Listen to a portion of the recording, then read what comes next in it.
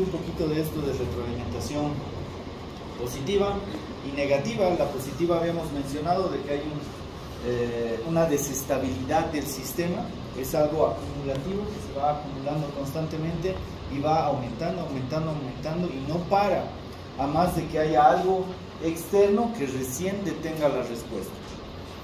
Un ejemplo podría ser un tumor, ¿sí? Un tumor puede provocar este tipo de problemas, una secreción inadecuada de alguna hormona que secrete, valga la redundancia, de más, ¿sí?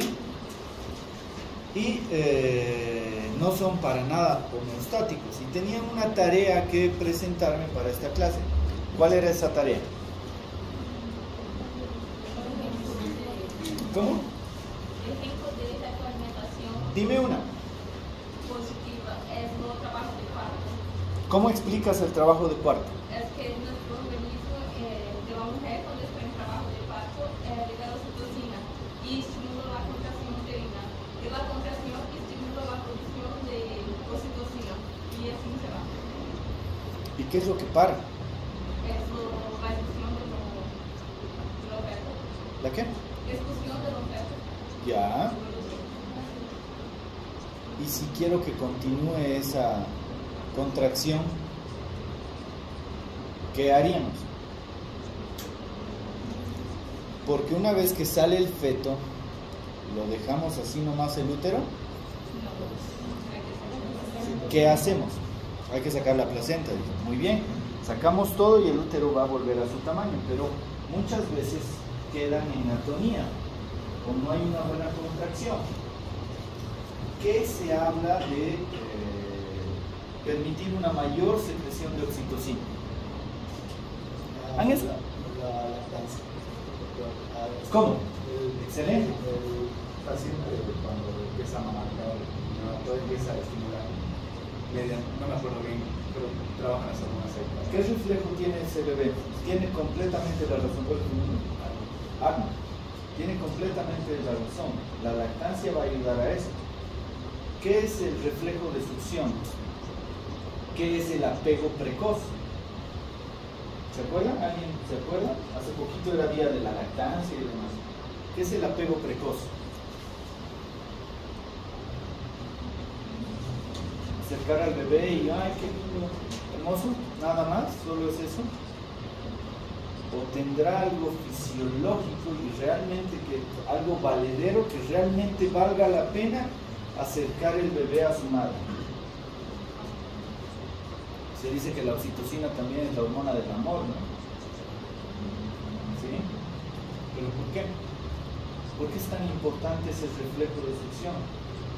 Porque le pones el dedo a un bebé y comienza a... ¿Sí? ¿Por qué es tan importante eso? ¿Por qué es tan importante el reflejo de succión? Para la producción de prolactina. Prolactina. Mira, si el bebé tiene ese reflejo, porque le pones los deditos ahí y se agarra, ¿verdad? Reflejo de agarre. Le pones el dedo a la boca y va a empezar a amamantar. Ese es otro reflejo. Si tienes ese reflejo y estimulas el pezón directamente, apego precoz, vas a producir principalmente prolactina. ¿Y la prolactina qué va a hacer? Va a beneficiar al bebé. Es decir, el bebé es tan hermosa esta parte, no es, ay, hay que acercarlo, no. Es tan hermosa esta parte que acercar al bebé y hacerle que succione el pezón va a permitir que se beneficie el bebé produciendo prolactina gracias a ese reflejo. ¿Sí? Esa estimulación va a mandar señal al cerebro y el cerebro va a decir, ah, no, tenemos que producir leche. Ya nació el cuate, ya nació el bichito. ¿Sí? Viene y se beneficia el bebé. Y hay otro punto de esa succión que es fabricar oxitocina. La oxitocina, ¿qué va a hacer? Va a permitir de que se pueda expulsar la leche, ¿verdad? Sirve como lactoconstrictor para que salga la leche. Y aparte, la madre se beneficia. Es un constrictor del tejido liso, músculo liso del útero. Por lo tanto, si el útero se contrae gracias a esa oxitocina, gracias a que el bichito está succionando, va a permitir o impedir más bien de que haya hemorragias por el parto.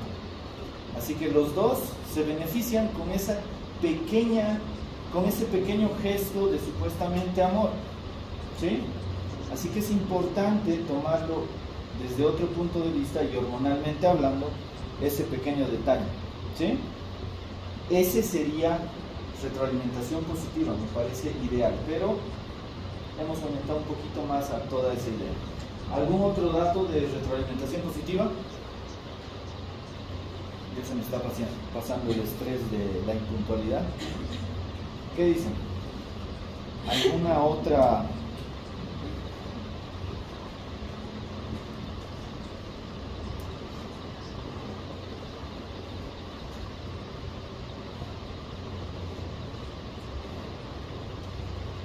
¿Qué dice?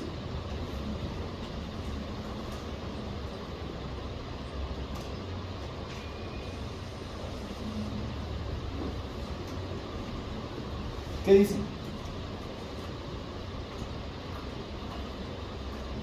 Paciente. ¿Qué dice?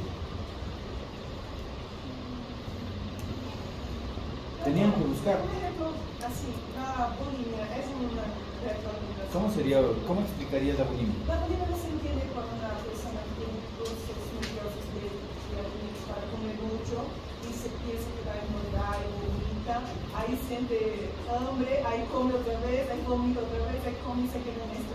Podría ser una retroalimentación positiva, pero esa es patológica. La bulimia es una patología, es una enfermedad. Pero algo fisiológico, ¿querías decir algo? ¿Levantaste la mano? Algo fisiológico, tal vez no, pero iba a decir la hipersensibilidad en pacientes hipersensibles, alérgicos. Ya. Cuando se les estimula con algún alergeno, el sistema tiene una respuesta, la cual es como una cascada, va aumentando. Pero eso también sería patológico. Pero algo fisiológico. Al hacer ejercicio, deporte. ¿Cómo explicas eso? Segregación de adrenalina. Pero eso no sería negativo. Necesito hacer algo, se produce algo. Necesito huir, tengo que producir algo. Dejo de huir, deja de producir. Negativo. ¿No han buscado? ¿No han hecho su tarea? ¿Tarea? ¿Por aquí? ¿La tarea? ¿Tenían que buscar?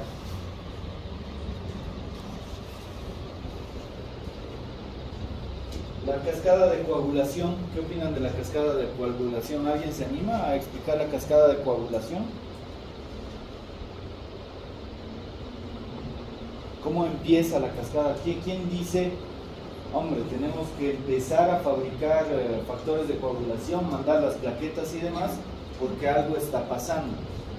¿Qué es lo que permite ese inicio? Porque cuando empieza la cascada de coagulación, no para hasta que pase algo también. ¿Cómo funciona eso?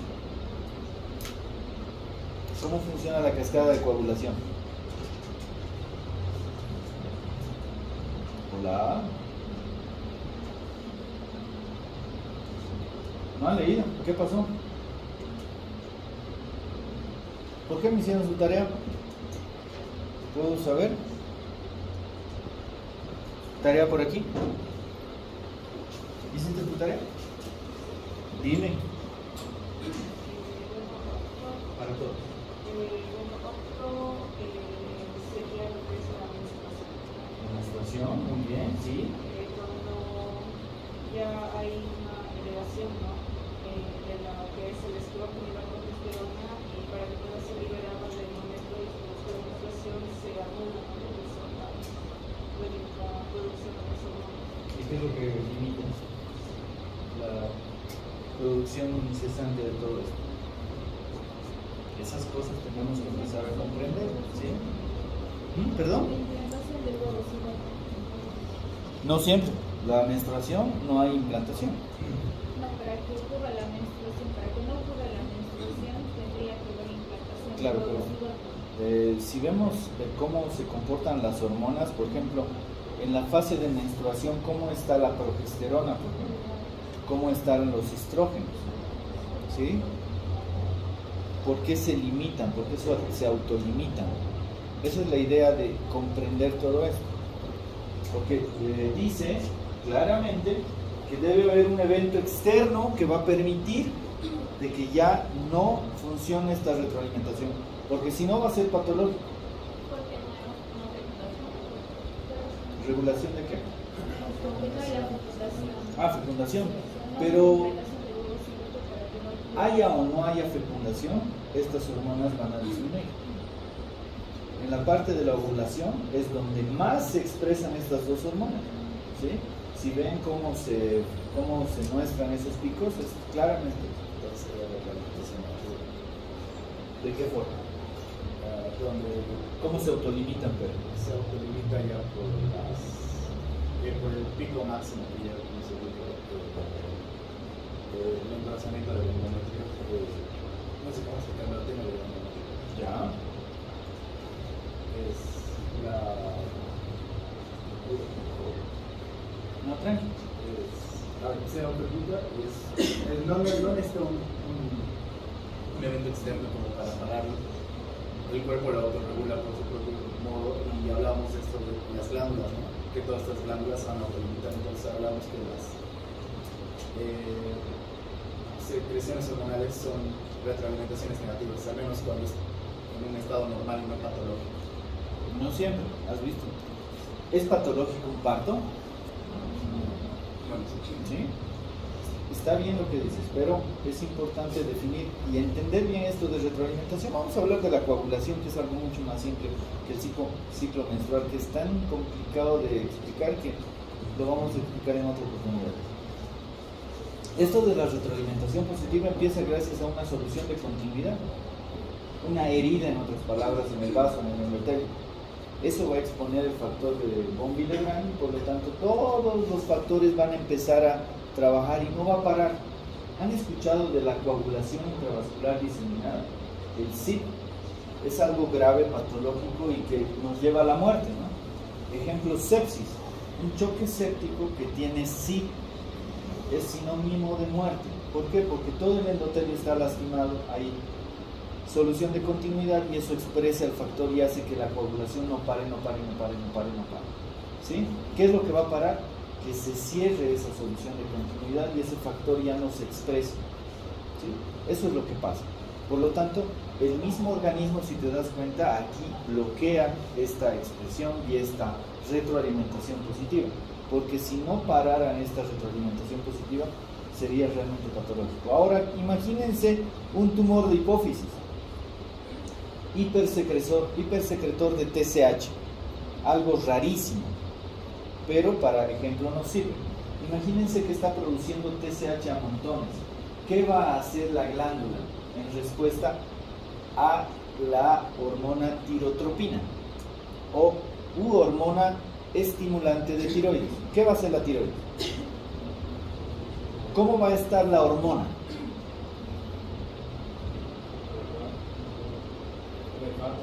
Elevada, ¿verdad? Es decir, la glándula diana solo va a hacer caso a lo que le ordenan. Si le están ordenando estímulo, va a producir, ¿sí? Por lo tanto, eso se transforma en un círculo vicioso y es patológico. No está viendo esa retroalimentación. Normalmente, gracias a una retroalimentación negativa, si la hormona tiroidea está empezando a elevarse, está más de lo normal, ¿cuál sería la respuesta de la TSH? Disminuir su producción. Eso es retroalimentación negativa y eso es retroalimentación positiva. ¿Sí? ¿Está algo más claro? Y la negativa, por lo tanto, es esa respuesta que hemos hablado, que estabiliza el sistema, permite un equilibrio, permite la homeostasis y demás, lo que nos va a permitir de que haya un buen funcionamiento. Y en resumen es esto: hay mayor producción de hormona y por lo tanto, si ya llega al equilibrio, manda señales negativas. Y esto es constante, ¿sí? Sube, baja. no están estudiando, el doctor Achá se va a enojar y va a empezarles a llamar la atención y los va a empezar a maltratar. Si es positiva, es constantemente la producción y no para, tiene que haber algo externo que lo pare, ¿sí? Esta imagen hemos visto en la anterior clase. Es un macroadenoma hipoficiario, ¿no? Gigante, que puede haber, no se ve aquí claramente la silla turca, probablemente ya haya destrucción del hueso, hay compresión del hipotálamo y puede comprimir los otros órganos, sobre todo, por ejemplo, un órgano que está muy cercano, que es el quiasma óptico. Y está en relación a el síndrome de Nelson, que se debe a una hiperproducción de ACTH secundaria a una suprarrenalectomía bilateral. ¿Qué tipo de retroalimentación sería esa? La respuesta sería negativa.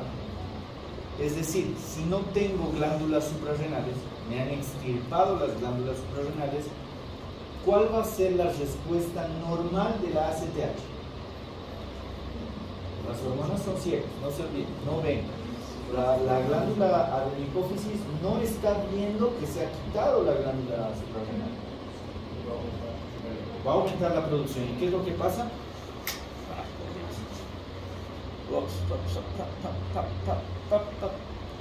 ¿Qué va a pasar? Va a haber hipertrofia, va a empezar a fabricar más ACTH y eso es lo que pasa en el síndrome de Nelson. ¿Sí? El síndrome de Nelson es una hiperproducción por ACTH. Por lo tanto, las secreciones hormonales pueden deberse a diferentes problemas. Estamos deprimidos y hay alteración en la menstruación, ¿no? Las mujeres están deprimidas y comienza a alterarse la menstruación, comienza a ser irregular, no es frecuente el sangrado, o sangra más o sangra menos y comienza a alterarse los ciclos menstruales. Así que pequeños detalles ambientales, neuronales y demás puede provocar alteraciones en la secreción hormonal, cualquiera que sea. Por lo tanto, la anterior vez habíamos dicho que una sepsis puede traerte infinidad de alteraciones hormonales. Por lo tanto, hay que tomar muy en cuenta eso. Y otro punto importante, hay que tomar en cuenta en qué momento se producen las hormonas. Habíamos mencionado de que crecemos en la noche, ¿no? ¿Sí? La GH está mucho más alta y por lo tanto son secreciones temporales que estas hormonas tienen. A diferencia, por ejemplo, a ver de, no sé, alguna hormona que se les ocurra, el cortisol también, ¿en qué momento creen que se secreta el cortisol? En este momento su cortisol, ¿cómo estará? Bajo. Y mañana temprano, ¿cómo va a estar? Elevado. Por eso las clases en la mañana serían ideales para ustedes, porque captarían mucho más. Por eso no hay que trasnocharse, porque mientras nos estamos trasnochando, nuestro círculo circadiano está un desastre y las hormonas comienzan a fabricarse en horarios que no son. Así que hay que tratar de mantener el círculo circadiano, por ejemplo, para poder aprender mejor todo esto. Es importante tomar en cuenta que las hormonas, muchas de ellas se asocian o van o son transportadas por proteínas, ¿sí? Estas hormonas muchas veces se asocian a proteínas. Por ejemplo, seguramente ustedes ya han tenido la oportunidad de ver un perfil tiroideo. ¿Qué tiene un perfil tiroideo? ¿Qué tiene un perfil tiroideo? ¿Alguna vez lo han solicitado? ¿O alguna vez han visto? Quizás de la familia ha visto a alguien un perfil tiroideo. Juan, ¿qué tenía tu perfil tiroideo de esta mañana? T3, T4 y TSH. Son T3 y T4 totales. ¿Valdrá la pena solicitar eso? ¿O mejor será el libre? ¿Y por qué? ¿Sí? Por ejemplo, en pacientes que tienen hepatopatía, lesión del hígado, cirrosis, ¿cómo está la albúmina? Baja, por eso tenemos ascitis, ¿no? Si está baja, ¿cómo sería fidedigna la hormona que está asociada a proteína? No va a ser real, ¿no? Imagínense que tengo 2 de albúmina y tengo T4 libre, tengo T4 total normal. No es real. En cambio, si le solicito a ese mismo paciente con albúmina de 2, un T4 libre que no está asociado a esa proteína que está deficitaria, esa sí va a ser una real medición de la hormona. Sí, va a ser mucho más fidedigna.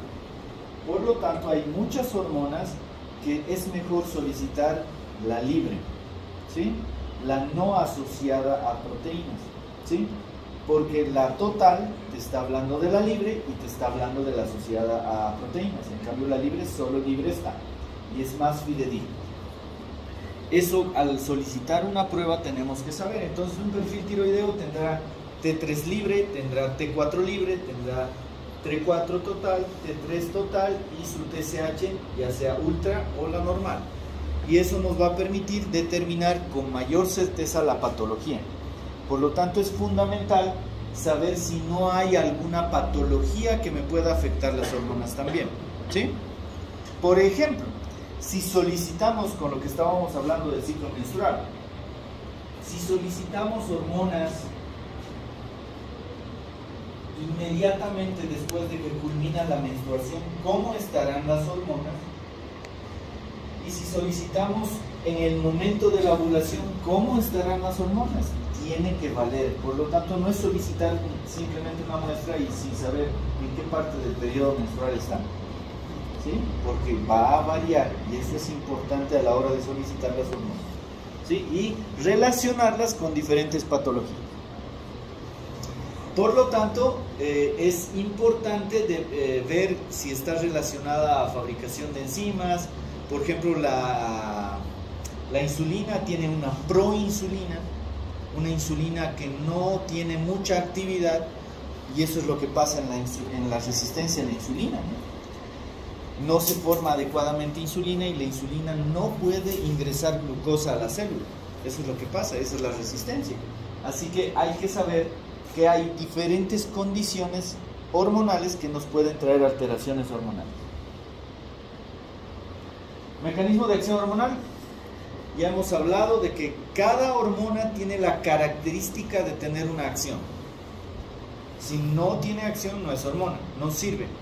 Y para eso necesita receptores, alguien que le reciba la señal. Y hay receptores de superficie celular y hay receptores intracelulares. A ver, voy a molestarle a Ashton. ¿Qué apellidas? Villaga. Villaga. Yo apellido Achá. No nos conocemos. ¿Me va a permitir entrar a su casa? No, me va a botar, me va a dar una patada y me va a sacar de su casa. Ahora, ¿qué pasa si soy familiar y apellido Villaga? ¿Me va a dejar pasar? Si no le caigo mal, me va a dejar pasar.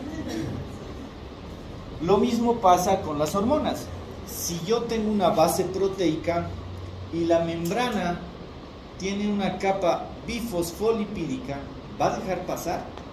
No, necesito un receptor proteico que permita ingresar. Necesito un amigo en su familia para que me deje entrar a su casa. Si no, no me deja.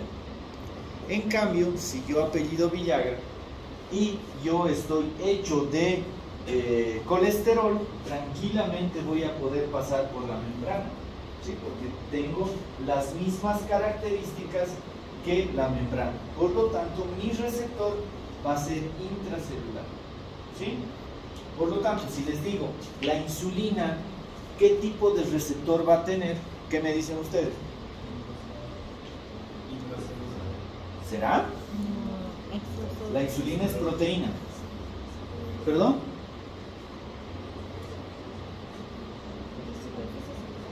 Estaba molesto por mi puntualidad, pero háblenme bueno. Con mi vena aquí estaba. ¿Perdón? Tiene que tener un receptor de superficie, ¿no? El GLUT1, GLUT2, ¿sí? Así que es importante tomar eso en cuenta. Y la relación, si tengo una testosterona, ¿qué tipo de receptor voy a tener? Intracelular, ¿sí? Perfecto.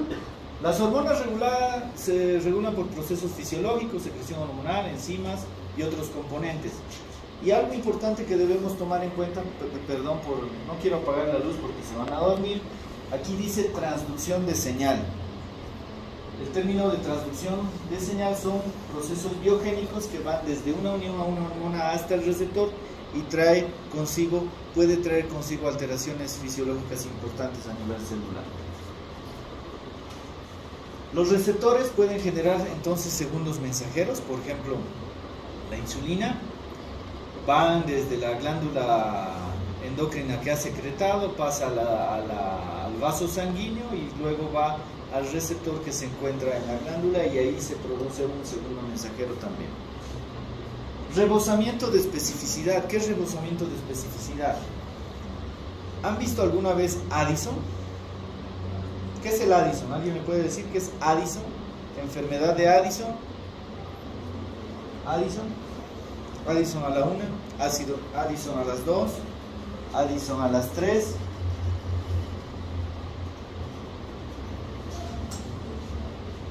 Addison. ¿Alguien apellida Addison? ¿No?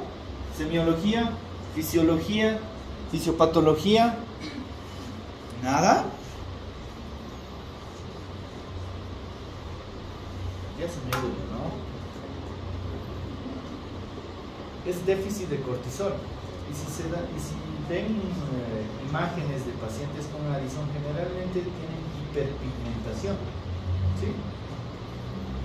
Esa hiperpigmentación se da por rebosamiento de especificidad. Vamos a dar un ejemplo, ojalá que me salga bien el ejemplo. Imagínense que aquí tenemos una tele, si les gusta, imagínense que les gusta a todos el fútbol y están dando un partidazo, ¿sí? Messi, Cristiano Ronaldo enfrentados. Y yo estoy dando mi clase de endocrino. ¿A quién le van a hacer caso? Los receptores ya están completamente bloqueados, ya están utilizados, en otras palabras. Mis receptores ya no me escuchan el partido porque ya le están atendiendo al partido. Y yo voy a empezar a tratar de hablar más fuerte para que me hagan caso. ¿Sí? Imagínense que el otro curso está tranquilito y yo estoy empezando a gritar más, a ustedes les vale porque está Messi y Cristiano, ¿sí? Ellos me van a escuchar, es decir, voy a ir a actuar a receptores similares pero que no son los mismos. ¿Qué significa? Se produce más ACTH porque no hay receptores ya de cortisol y va a estimular a receptores como los melanocitos que permiten la hiperpigmentación, ¿sí? Por rebosamiento de especificidad. Aumento un poquito más de hormona, ya he cubierto todos los receptores y por lo tanto voy a cubrir otro tipo de receptores más, similares a los del cortisol. Eso es rebosamiento de especificidad, ¿sí? A ver si buscan como tarea, pero creo que no me están cumpliendo. ¿Cómo es el rebosamiento de especificidad en hipoglucemia? ¿Sí? Perfecto. Ahora necesito sí un poquito que participen un poquito más. He ingresado al aula un poquito agresivo por la impuntualidad, pero necesito que vayamos practicando esto. Vamos a hablar un poquito de los trastornos endocrinológicos en relación a diferentes circunstancias y vamos a dar algunos signos y síntomas y exámenes complementarios que nos van a permitir entender un poquito más la endocrinología. Recordando de que la endocrinología tiene todo que ver con todos los sistemas. Otro ejemplo que constantemente hablo es, imagínense un paciente hipertiroideo, ¿sí? ¿Está hecho? Hipertiroideo primario, secundario, terciario, cualquier, mejor. Hipertiroidismo. ¿Cómo está, a ver, el hueso? ¿Quién se anima? ¿Cómo está el hueso?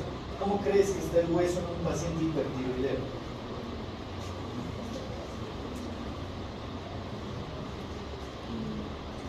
¿Alguna idea? Si quieres, el que quiera. ¿Qué dice? ¿Cómo estaría el hueso en un paciente hipertiroideo? ¿Cómo crees? ¿Han escuchado hablar de osteoclastos y osteoblastos? ¿Por qué no me quieren hablar? Equivóquense las veces que sean necesarias, pero aprendan a hablar, no se queden callados. Peleen, no se queden callados. ¿Qué hacen los osteoblastos? ¿Forman o destruyen hueso? Así me gusta. ¿Los osteoclastos destruyen o forman? Destruyen. Constantemente el hueso se está formando, destruyendo, ¿verdad? Si el metabolismo está como loco, el hipertiroideo está así con los ojos saltones como si nos amaran, que está atento a nosotros, listos para saltar, está nervioso, temblando y demás, ¿cómo estaría el hueso? ¿Cómo estaría el metabolismo del hueso? ¿Cómo estaría la resorción ósea? La formación y destrucción. Formación, destrucción. Antes de que me contesten, para entender más la figura. Un paciente anquilosado, flaco, viejito, anciano, que no se mueve de su cama, está así. Le mueves un poquito, ¡ay! Y otro musculoso, una bestia así gigante, lleno de músculo, lleno de testosterona. ¿Cómo está ese hueso del joven musculoso y del anciano flaquito, desnutrido, con síndrome de inmovilidad? ¿Cuál? ¿Por qué? Porque los músculos están jalando el hueso, le están moviendo, lo están lastimando. El músculo lastima y hace de que haya mayor resorción, mayor fortificación del hueso. Ese hueso está fuerte porque constantemente está fabricándose hueso. En cambio el otro no se forma hueso, no hay necesidad, no estoy estimulando, por eso el movimiento. Hay una frase que dice, y que seguramente en osteoporosis les diré, el movimiento es vida. Y en el hipertiroidismo, ¿cómo estará?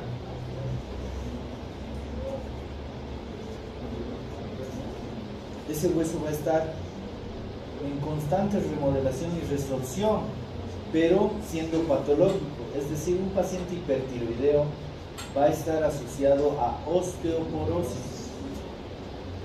Pero al hipertiroidismo solo pensamos en la hormona, no pensamos en el hueso.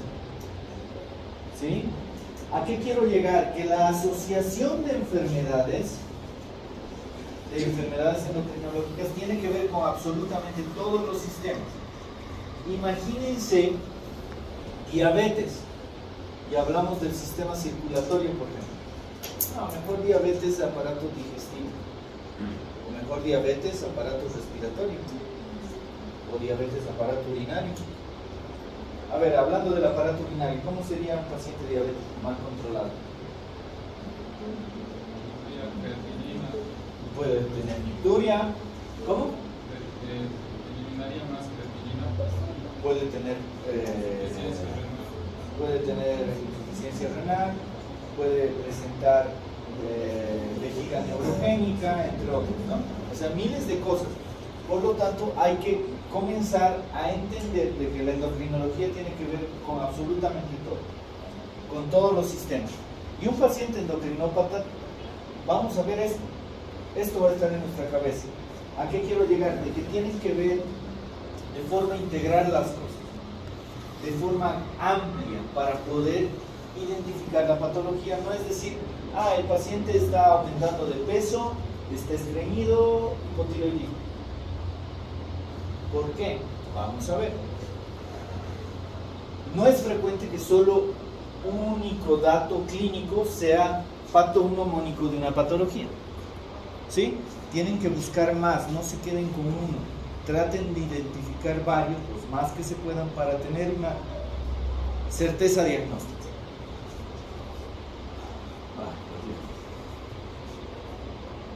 Ahí. A ver. Ahí. Debilidad y falta de energía. Aparte de un estudiante de medicina y más que todo de endocrinología, ¿qué otra patología endocrinológica podría asociarse a esto? Debilidad y falta de energía. ¿Qué dice? Endocrinológico. Hipotiroidismo. Diabetes. ¿Acromegalia tendrá esto? ¿Hipertiroidismo tendrá esto? ¿Se imaginan cómo está otra vez vamos a tomar el ejemplo del hipertiroidismo? El hipertiroideo está así, constantemente haciendo las cosas porque su metabolismo está acelerado. ¿Se imaginan cómo de cansado está ese cerebro? ¿Un Addison tendrá eso? Sí. ¿Un Cushing tendrá esto? Sí. ¿Otra patología? ¿Un hiperaldosteronismo primario tendrá eso? Sí. ¿Entienden lo que digo? Ustedes me dijeron lo primero, diabetes y hipotiroidismo, pero si pensamos un poquito más, podemos encontrar en absolutamente todas las enfermedades. Otra vez los estudiantes de medicina comiendo de todo después de una clase de endocrino, haciendo respetar esa clase, dificultad en la concentración, alteraciones del apetito, muy aparte de que se andan trasnochando y demás, trae consigo alteraciones de este tipo. ¿En quiénes podemos ver estos problemas? ¿Qué dices? ¿Alguna patología? ¿La que se te ocurra? Endocrinológica, sí. Hipotiroidismo, muy bien. ¿Otra? ¿Allá? ¿La que está detrás de negro, con lentes? ¿Alguna patología que se te ocurra? Hipertiroidismo también. Se quiere concentrar, pero no se concentra en nada, porque su cerebro está a 1000 por hora. Diabéticos, ¿sí? El diabético come de todo, tiene atracones, el obeso, Cushing, bulimia, anorexia también, peor la anorexia, ¿no? Porque la anorexia están completamente desnutridos, ¿sí? Así que es importante seleccionar esto. Y esto es de vital importancia. La anamnesis. Las preguntas que nosotros le vamos a realizar al paciente. Parece algo rutinario. Ustedes van a ser futuros internos y van a ver, van a hacer historias constantemente. Hace poco me pasó algo importante, preocupante. Ingresa una paciente, me piden valoración a endocrino por diabetes. Pusieron diabetes, ni siquiera dijeron si era diabetes mellitus, si era diabetes insípida, no sabía. Vamos al paciente, revisamos y lo primero que me llamó la atención, una cosa así. Me pidió cardiología. Tenía una FA, una fibrilación auricular de baja respuesta, ya parecía ser crónica. Veo una cosa así. Me fijo un poquito más y medio que tenía exoptano, que fue medio satón. La frecuencia estaba en 120. Voy a la nota de emergencias, nadie describe cuello. Voy a la nota de admisión que hace el residente de turno, no había descripción de cuello. Voy a la historia clínica que hace el interno de medicina, cuello cilíndrico normal sin masas. Voy a la nota de cardiología, especialistas, somos los máximos, capos. No había cuello. Nadie describió el cuello. Le pedimos un perfil tiroideo, le pedimos una ecografía, óseo difuso con hipertiroidismo, que por supuesto estaba provocando la FA. Por lo tanto, debemos aprender a hacer una buena anamnesis, ver al paciente, no inventarse y saber de que la suerte no existe al hacer una historia clínica. Nosotros tenemos que ver la manera de preguntar al paciente: ¿qué bebe usted? ¿Bebe alcohol usted? No, chichita nomás cada día. Hay que ver alternativas para poder encontrar y encontrar los mejores datos para lograr una buena historia clínica que nos va a permitir diagnosticar con certeza. Debemos utilizar estos aparatos para ver a nuestros pacientes, ¿sí? Tenemos que empezar a utilizar y hacer un buen examen a nuestros pacientes. Salud. Actualmente existen un montón de exámenes complementarios que solo solicitamos los exámenes y ya sabemos qué tienen. Ya estamos perdiendo los valores de la semiología pura, que realmente vale la pena, y sin tener exámenes complementarios ya podríamos hacer el diagnóstico. Pero nos estamos acostumbrando a solicitar absolutamente todo, sin ningún sentido. Y de ahora en adelante deberíamos cambiar el chip en relación a eso. Observación adecuada de los pacientes, nunca subestimarlos. Por ejemplo, ecográficamente hablando, aquí vemos un nódulo, un adenoma con una hemorragia. ¿Cómo se llama esta imagen? ¿Quién podría describir esto? ¿Cómo describen? ¿Qué, en otras palabras, qué es lo negrito de una ecografía? ¿Qué es lo blanquito de una ecografía? ¿Qué dice? Imagen, radio, ya han pasado radio. No hay pretexto. ¿Qué dice? ¿Qué es lo blanquito? Hipocoico. Hiperecogénico. ¿Qué dijiste? ¿No? El negro es anecogénico, ¿no? El negro es anecogénico. Si es menos, es gris, podríamos decir hipoecogénico. Y si hablamos de una resonancia, no. Intensidad. Lo blanco es hiperintenso porque estamos hablando de sonido. ¿Han estado en un resonador? Es terrible para los claustrofóbicos. Cuando hablamos de tomografía sí hablamos de densidad. Lo blanco es hiperdenso y lo negro es hipodenso. Y si hablamos de radiografía es mucho más sencillo. ¿Cómo hablamos? ¿Cómo describimos una imagen? ¿Perdón? No escucho nada. ¿Cuál sería lo blanco? El hueso, radio opaco, y el pulmón, el aire, radiolúcido, el líquido, radio opaco. ¿Sí? Entonces aquí vemos una imagen anecogénica donde hay líquido, ¿sí? Es una hemorragia. En cambio aquí hay un nódulo que está relativamente bien circunscrito en la glándula. Son horribles las imágenes, pero nos tienen que ayudar. Antecedentes familiares, preguntar si realmente tienen alguna enfermedad, si han cursado con algo similar. En endocrinología es muy frecuente. Por ejemplo, pacientes diabéticos. ¿Cómo podría determinar si es diabetes tipo 1 o tipo 2? Sencillamente, ¿tienes familiares diabéticos? Sí, tengo familiares, tengo toda la familia diabética. Ah, ¿por qué diabetes me iré? ¿Tipo 1 o tipo 2? Tipo 2, de lejos, sí, tipo 2. Así que con esos pequeños detalles ya podría diagnosticar mi enfermedad. Uso de fármacos, ¿sí? Es importantísimo. Ver, por ejemplo, si estoy utilizando beta bloqueantes y está bajando mi frecuencia cardíaca, pero tengo hipertiroidismo, podría enmascararlo. Podría enmascarar el temblor fino que tengo. Ya no tiene temblor, no es hipertiroidismo, pero laboratorialmente puede tener. Hidroclorotiazida en hiperparatiroidismo. Anticonceptivos orales, por ejemplo, me pueden traer serias alteraciones hormonales, así que es importante definir qué medicamentos utiliza el paciente. Típico estudiante de endocrino, ¿no? Que lea libros, resúmenes, no las diapositivas. ¿Quiénes tienen esto entonces? Debilidad y cansancio, astenia, adinamia.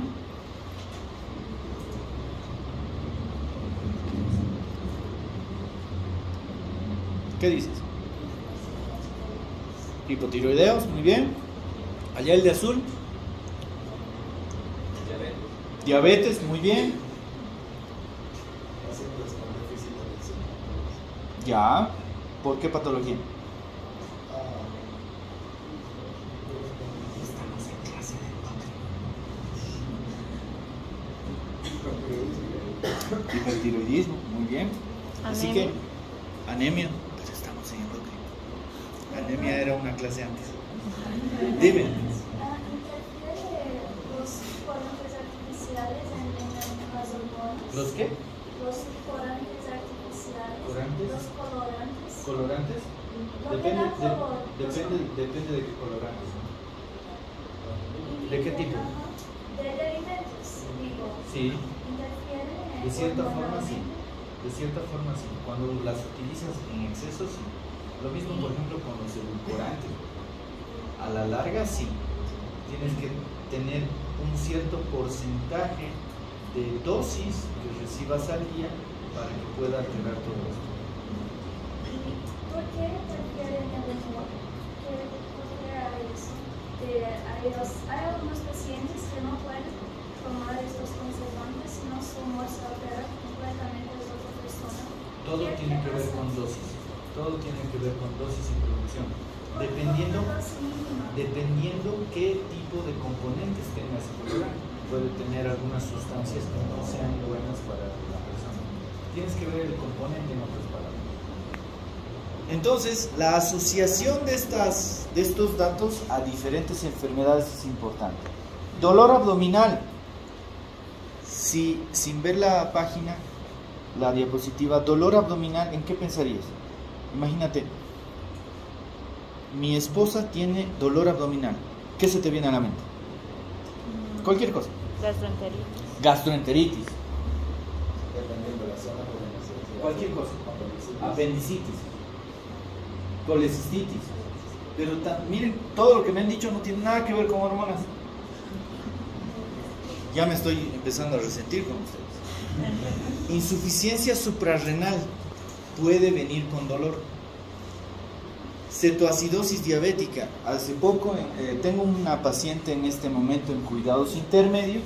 Ha ingresado con una cetoacidosis diabética severa y ingresó por dolor abdominal intenso. Cualquiera que le veía y no le tomaba glucemia creía que era una gastritis o una pancreatitis. Pero la paciente tenía cetoacidosis diabética. ¿Sí? Así que no siempre pensemos en problemas sencillos como una apendicitis, una colecistitis y demás, sino también pensemos hormonalmente. Por ejemplo, una uremia se caracterizará por dolor abdominal. Ustedes que ya han llevado nefro. Sí, la uremia se asocia a dolor abdominal intenso en epigastrio, que podría sospecharse de cualquier cosa. Problemas menstruales, pequeños cambios en la menstruación, retrasos, mayor sangrado, mucho dolor, no es tan normal como parece. Debemos darle la importancia necesaria. Muchas de estas cosas pueden estar asociadas a hipotiroidismo y no nos damos cuenta. Estamos pensando, por ejemplo, en hormonas sexuales, pero no estamos pensando en hormonas tiroideas, por ejemplo. Así que es importante comenzar a ver esa relación. Estreñimiento. ¿En quiénes vemos estreñimiento? ¿Qué dices tú? Estreñimiento. ¿Hiper? Hipo. En hipo se vuelve más lento el intestino. Estreñimiento. Diabetes. ¿Por qué diabetes? ¿Cómo explicamos la diabetes? Tú que has dicho firmemente diabetes.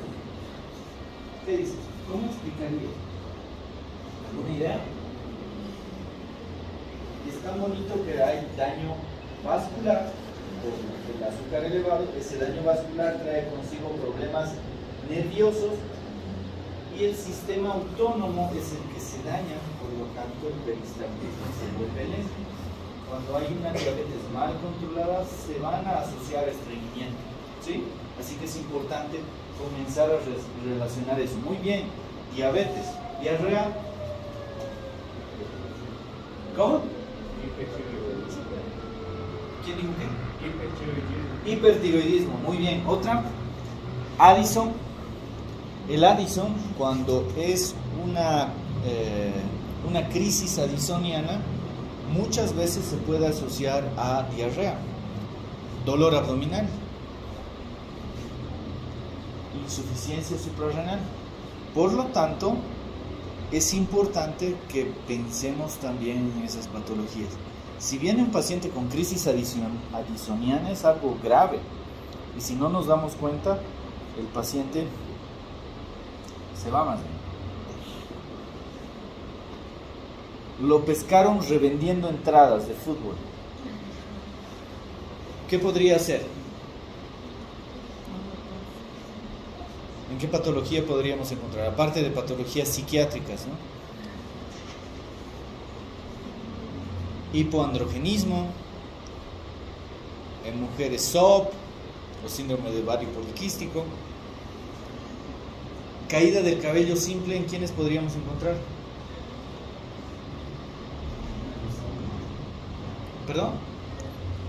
Hipotiroidismo, ¿no? Se cae el cabello. Hirsutismo femenino, en el hiperandrogenismo ya también, en el SOP. Dolores. Dolor de cabeza. A ver, ¿qué se te ocurre de dolor de cabeza? ¿Qué pensarías? Cualquier cosa. Migraña, muy bien, migraña. Dolor de cabeza por ahí. ¿Aquí está con barbijo celeste? Dolor de cabeza, ¿en qué podrías pensar? Cualquier cosa. ¿Cómo? Estrés. Tenemos examen de doctor próximamente. Allá atrás, ¿tú? ¿Qué dices? Cefalea, dolor de cabeza, ¿en qué pensarías?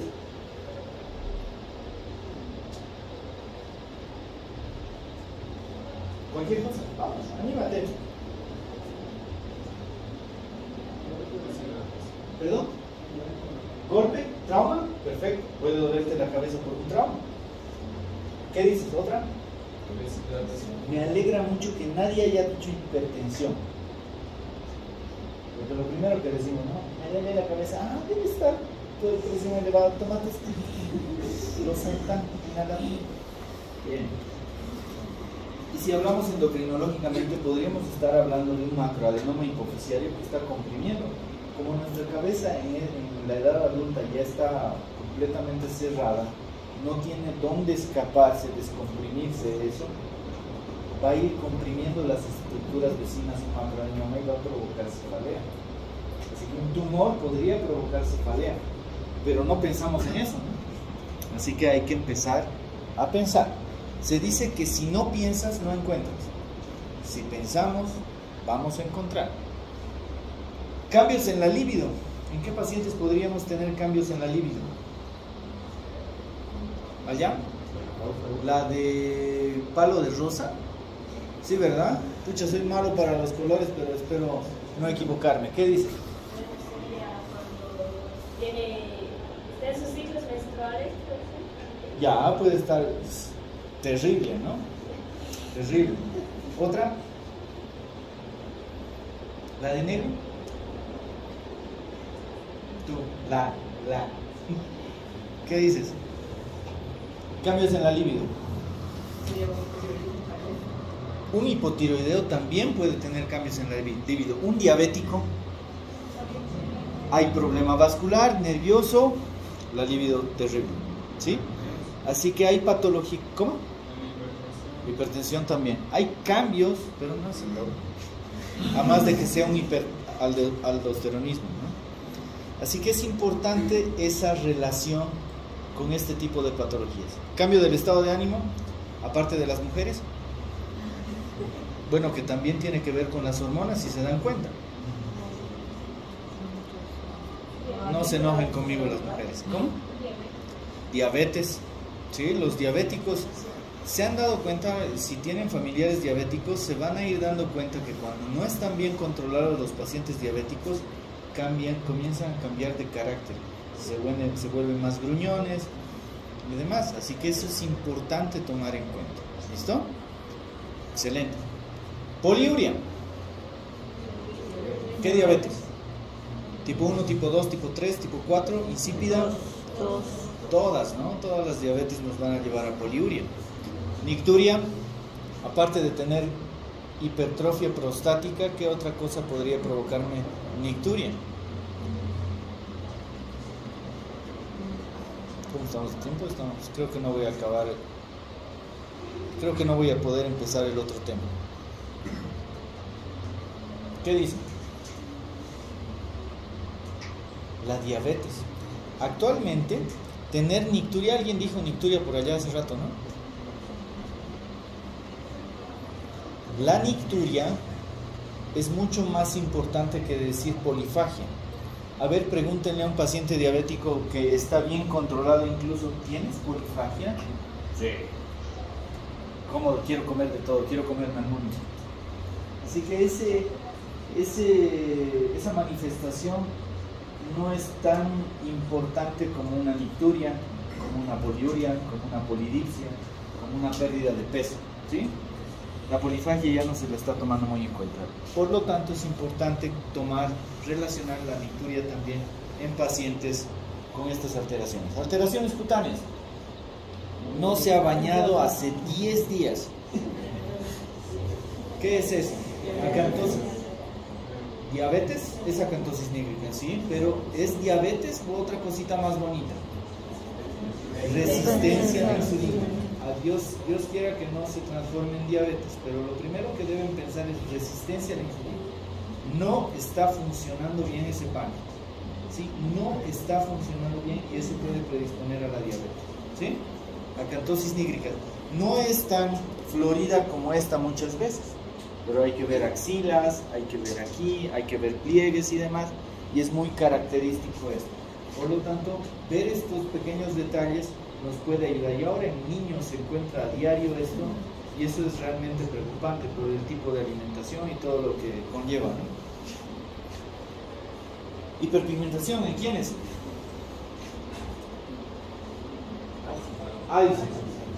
¿Mediante qué mecanismo hay hiperpigmentación? En Addison. Rebosamiento de especificidad, ¿sí? Gracias a ese mecanismo hay hiperpigmentación en el Addison. Sequedad, ¿en quiénes vemos sequedad? Diabetes, después hipotiroidismo, Addison, ¿sí? ¿Qué tiene este cuate? Este no, este cuate. Esta diapositiva he puesto por esta imagen. Si le levanta las manos va a ser típica la plétora facial, ese enrojecimiento. ¿Qué tiene este señor?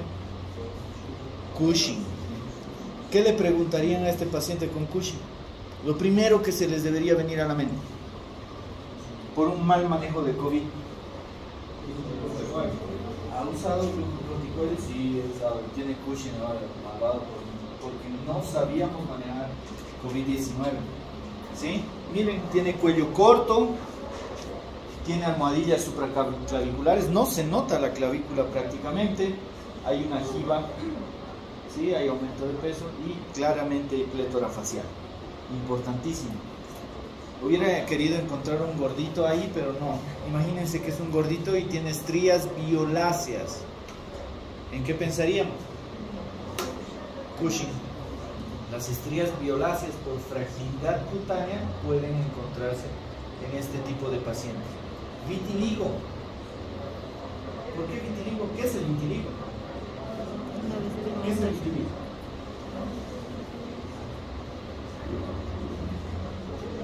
¿Qué es el vitiligo?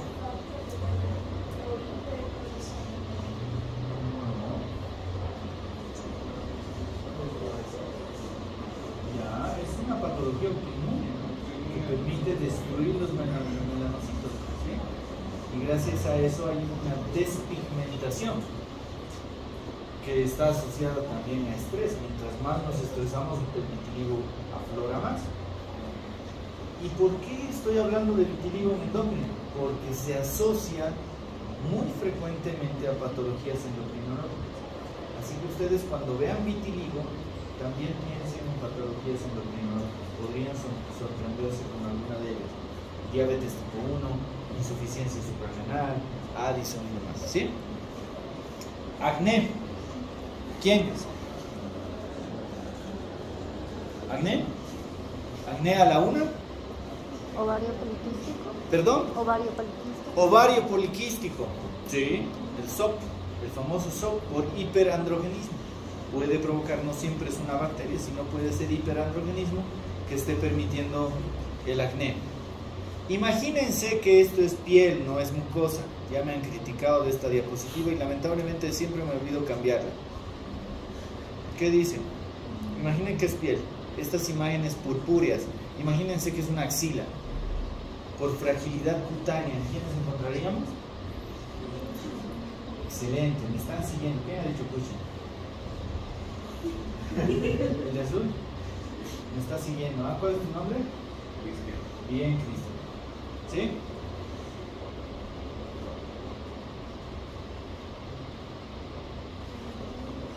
Amarillo. ¿Qué es eso?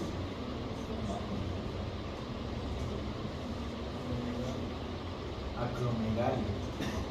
Siempre, cuando vean un acromegálico, por más que hagan lo que sea para que les dé la mano, nunca más se van a olvidar de esa mano. Es una mano gruesa, te cubre prácticamente toda la mano, es increíble la sensación, la piel gruesa y demás.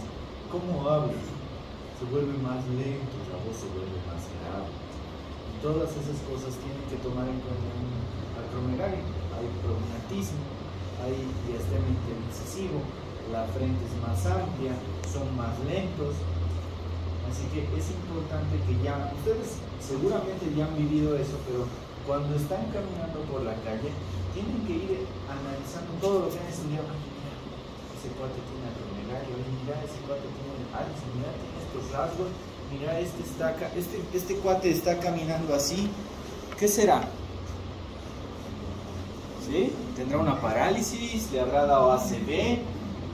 No críticas malas y destructivas, ¿no? Sino para ir aprendiendo e ir afinando todas esas cosas, porque cuando ingresa el paciente a la consulta, ustedes ya tienen que, no, este cuate es acromegalia, por favor, mucho gusto. ¿Sí? ¿Qué tiene la acromegalia? ¿Qué hormona está alterada? La hormona de crecimiento está elevada, ¿no? Perfecto. Hiperkeratosis. ¿En quiénes habrá? También en acromegalias. Este cuate que tiene, se puso los cachos y le ocurrió eso. No. Mixedema. ¿En quiénes? Miren, el pie está con... Cuando vean esto, preocúpense. ¿Por qué? ¿Asociado a qué está?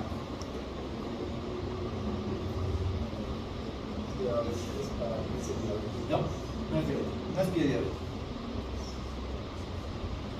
Está respetando el pie, hay un edema pretibial asociado a déficit de hormona tiroidea. Es un mixedema hipotiroideo severo, es un hipotiroidismo severo. Cualquier rato su corazón y la respiración, su frénico va a parar porque está lento. Por lo tanto hay que ser agresivos en este tipo de pacientes. ¿Qué es eso?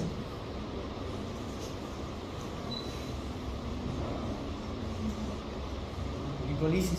Se golpean las uñas y ya se rompió. ¿Qué podría ser? Hipotiroidismo, hipertiroidismo, ¿sí?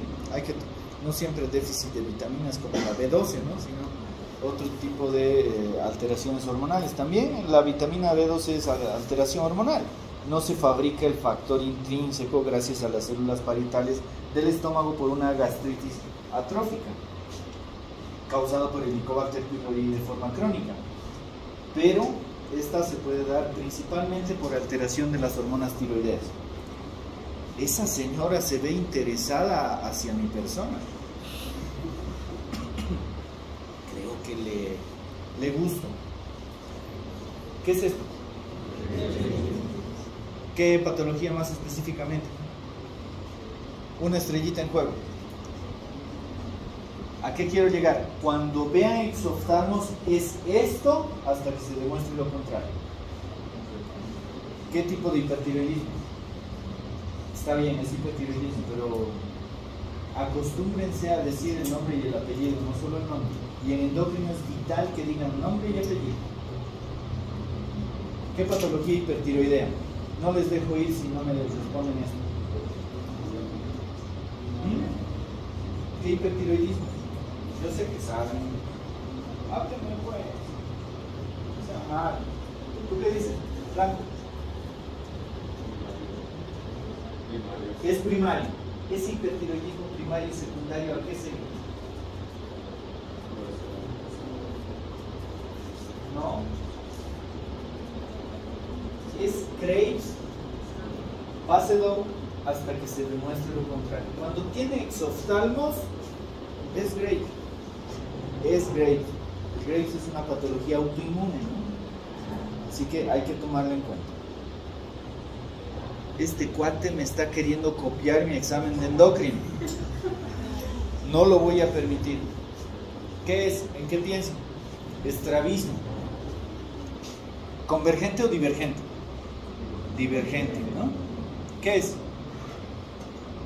¿En qué piensan? Vamos chicos, ya falta poco. Sé que están cansados. No los voy a hacer quedar hasta más tarde. No escucho, háblenme más fuerte, grítenme. Quiero que me griten.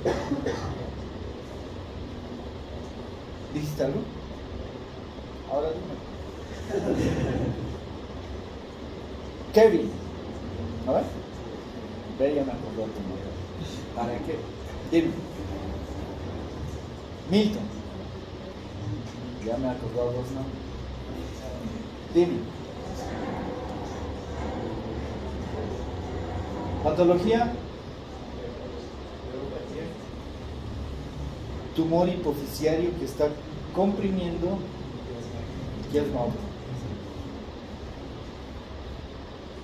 ¿Sí? Así que hay que pensar en esas cosas. ¿Alguien ha auscultado la tiroides alguna vez? Cuando vean un bocio, pónganle el estetoscopio. Si es un Graves, van a escuchar ese soplo. Muy aparte de que está pasando los grandes vasos, la carótida por aquí, se ponen en medio y hay un bocio grande y es Graves, van a escuchar un soplo. Hay una imagen ecográfica que se llama infierno tiroideo en la ecografía en bocio, que está como loco la vascularización. Está trabajando a miles a glándula, por eso se da el soplo. Tenemos que empezar a realizar un buen examen tiroideo. ¿Este examen está bien hecho o no? ¿Está buscando en buen lugar la tiroides o no? A ver, quiero pelea. Levanten la mano los que dicen sí es un buen lugar y quienes dicen no es un buen lugar. Ya, quienes dicen sí es un buen lugar. Miechi. Quienes dicen no es un buen lugar. Y los demás, es como dice Cantinflas, ¿no? Ni lo uno ni lo otro, sino todo lo contrario. Es lo mismo que igual, solo que diferente. Terrible. Es un buen lugar. Tienen que buscar la escotadura del esternón y justo por encima está la glándula. A ver, pongan ahí sus dedos y ahora, si es que tienen algo de líquido todavía en el cuerpo, traguen saliva. Y va a ascender un poquito la glándula y va a bajar. Y ahí van a sentir como algo. ¿Han probado los marshmallows?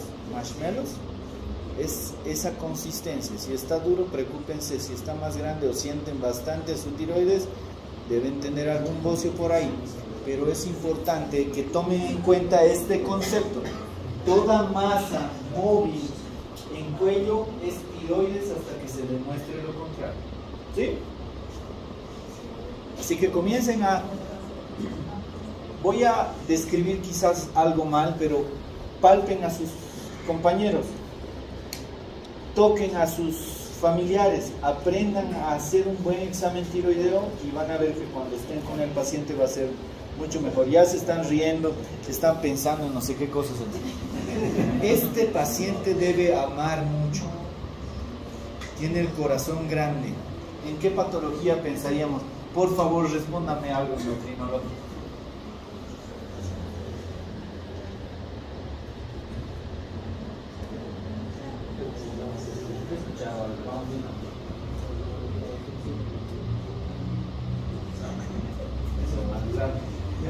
Te voy a denunciar.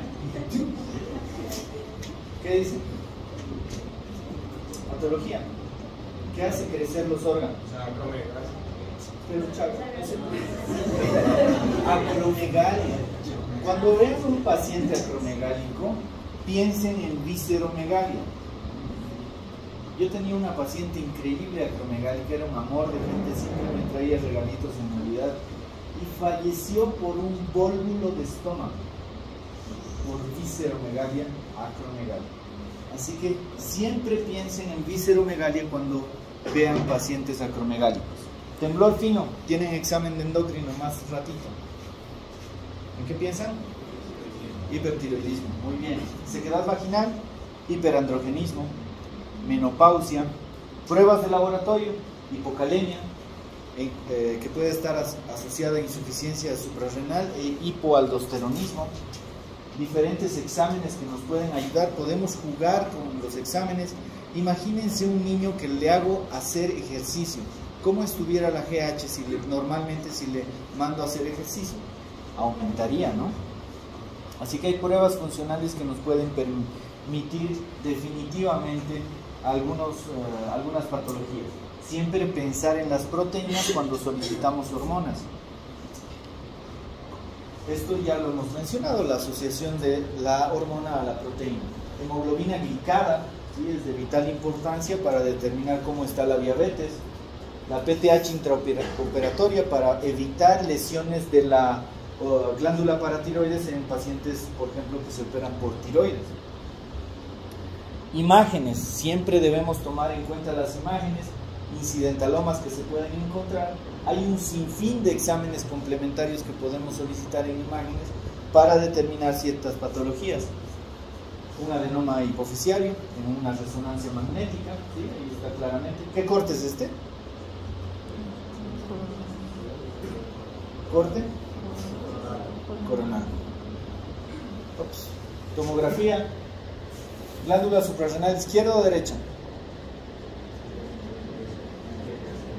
Cuando vean una tomografía, vean siempre los pies. Yo estoy echado y vean mis pies.